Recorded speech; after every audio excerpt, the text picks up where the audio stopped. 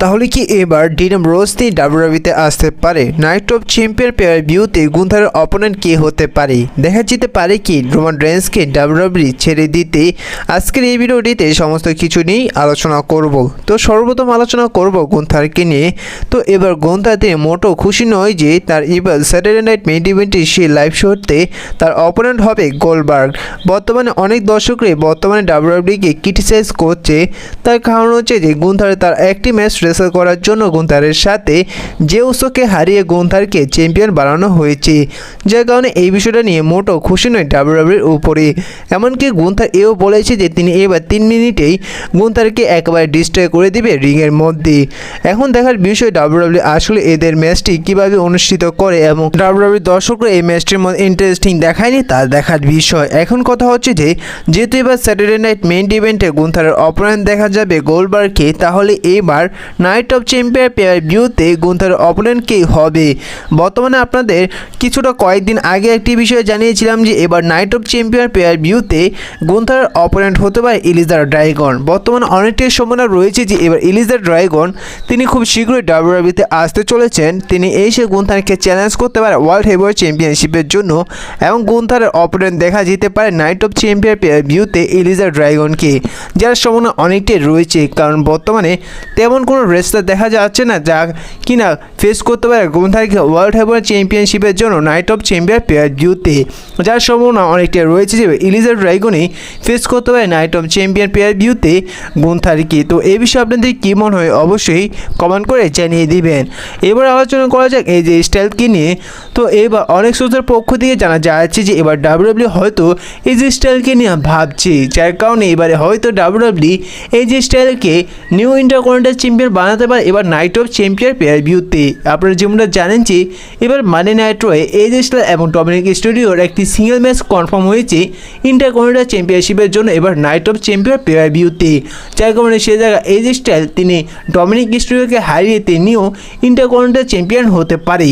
আর এও দেখা যেতে পারে যে সেটা এজ স্টাইল চ্যাম্পিয়ন হতে পারে সাধারণত ফিন ব্যালরের কারণে। সেটাকে ফিন ব্যালর হয়তো ডমিনিক স্টুডিওকে হারিয়ে দিতে পারে, যেটার সুযোগে ফিন ব্যালরতে নিউ ইন্টারকন্টিনেন্টাল চ্যাম্পিয়ন হয়ে যেতে পারে। এবং জানা যাচ্ছে যে এবার সামাস্তাই পেয়ার ভিউতে ডমিনিক স্টুডিওর সাথে ফিন ব্যালরের মধ্যে একটি সিঙ্গেল ম্যাচ দেখা যেতে পারে। এবার আলোচনা করা যাক লিভ মর্গানকে নিয়ে।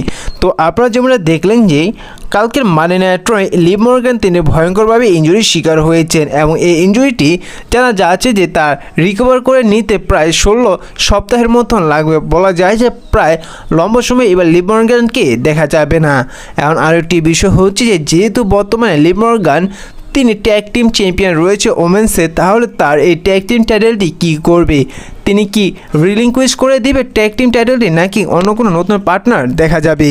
দেখুন বর্তমানে আপনারা যেমন দেখছেন যে রক্সিন তিনি বর্তমানে জাজমেন্ট টিমের সাথে যুক্ত হতে চাইছে, যার কারণে হয়তো এই ট্যাগ টিম টাইটেলটির মাধ্যমে রক্সিনকে যুক্ত হতে দেখা যেতে পারে জাজমেন্ট টিমের সাথে।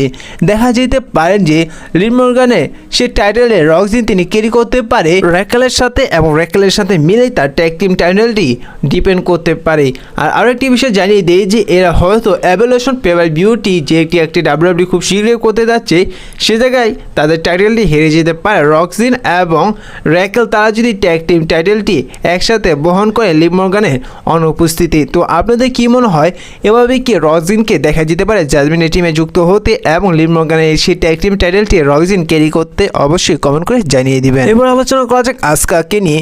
তো আপনারা যেমন দেখলেন যে প্রায় লম্বা সময় পর আজকে তিনি ডাব্লিউডাব্লিউতে রিটার্ন এসেছে এবং রিটার্ন এসে তিনি কোয়ালিফাই হয়ে গিয়েছে সেকেন্ড রাউন্ডে কুইন অফ দ্য রিং টুর্নামেন্টের জন্য, যার কারণে এবার অনেক সোর্সের পক্ষ থেকে জানা যাচ্ছে, এমনকি আমারও মনে হচ্ছে যে যেহেতু এবার আসকা তিনি লম্বা সময় পর ডাব্লিউডাব্লিউতে এসেছে, যার কারণে ডাব্লিউডাব্লিউ হয়তো আসকাকে একটু ভালো বুকিং দিতে পারি, যার কারণে এবার 2025-এ কুইন হতে পারে আসকা এবং আসকা কুইন হয়ে তিনি ইউস্কাইকে চ্যালেঞ্জ করে দিতে পারে ওয়ার্ল্ড হেভিওয়েট চ্যাম্পিয়নশিপের জন্য, যার কারণে অনেক সোর্সের পক্ষে জানা যাচ্ছে এবং তারা ধারণা করছে যে এবার সামাস্তাই পেয়ার ভিউতে আসকা এবং ইউস্কাইয়ের মধ্যে একটা ওয়ার্ল্ড হেভিওয়েট চ্যাম্পিয়নশিপের ম্যাচ দেখা যেতে পারে ওমেন্সের এবং সেটাকে আসকা তিনি নতুন ওমেন্সের ওয়ার্ল্ড চ্যাম্পিয়ন হলেও হতে পারে। এবার আলোচনা করা যাক গোল্ডবার্গকে নিয়ে।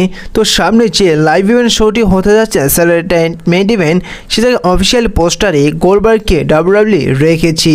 এমনকি এবার গোল্ডবার্গকে তাকে রেসেল করতে দেখা যাবে 1239 দিন পর। গোল্ডবার্গ তার লাস্ট ম্যাচ রেসেল করেছিল 2022 মার্চ মাসের 19 তারিখে এলিমিনেশন চেম্বার পেয়ার ভিউতে রোমান রেন্সের এগেনস্টে, যা হয়েছিল সৌদি আরবিয়াতে। আর এইবার রোমান রেন্সের পর গোল্ডবার্গে তার রিটায়ারমেন্ট ম্যাচ রেসেল করতে দেখা যাবে গুন্থারের সাথে, যা কিনা একটি লাইভ ইভেন্ট শো হতে যাচ্ছে স্যাটারডে নাইট মেইন ইভেন্টের সামনের মাসে 13 তারিখে। আর এই ম্যাচটি নিয়ে অনেকেও ক্রিটিসাইজ করলো, কিন্তু একটি বিষয় ডাব্লিউডাব্লিউই কেন এই ম্যাচটি লাইভ ইভেন্টে অনুষ্ঠিত করছে? গোল্ডবার্গের মতন এত বড় রেসলারকে লাইভ ইভেন্ট ম্যাচ রেসেল করে তাকে রিটায়ার করবেন ডাব্লিউডাব্লিউই থেকে। তো এই বিষয়টা ডাব্লিউডাব্লিউই তারা ভালো করে নিজেরই জানেন। এবার আলোচনা করা যাক ডিন অ্যামব্রোসকে নিয়ে বা জন মক্সলি নিয়ে। যেটা বলুক না কেন, এবার ডিন অ্যামব্রোসকে নিয়ে একটি বড় প্রবলেম দেখা গিয়েছে AEW কোম্পানিতেই।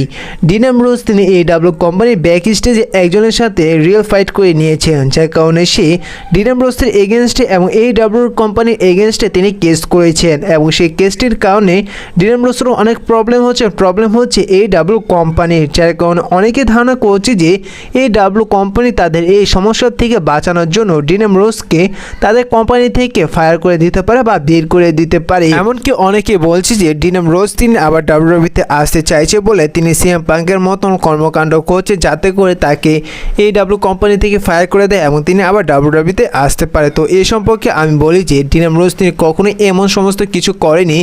আর আরেকটি বড় বিষয় হচ্ছে যে এবার AEW কোম্পানি ডিন অ্যামব্রোসকে তাদের কোম্পানি থেকে ফায়ার করবে না, কারণ তারা CM পাঙ্ককে তাদের কোম্পানি থেকে ফায়ার করে যে একটি বড় লস বা যে একটি ফস দিয়েছে, সে একই কাজ এবার ডিন অ্যামব্রোসকে ফায়ার করে করবে না, কারণ বর্তমানে AEW কোম্পানিটি চালাচ্ছে ডিন অ্যামব্রোস এবং ডিন অ্যামব্রোসের ওপরে ভরসা করছে AEW কোম্পানি, যার কারণে যেভাবে হোক না কেন এই কোম্পানিটি AEW কোম্পানিটি ডিন অ্যামব্রোসের যে কেসটি রয়েছে সেটি যেভাবে হোক না কেন সলভ করে ফেলবে।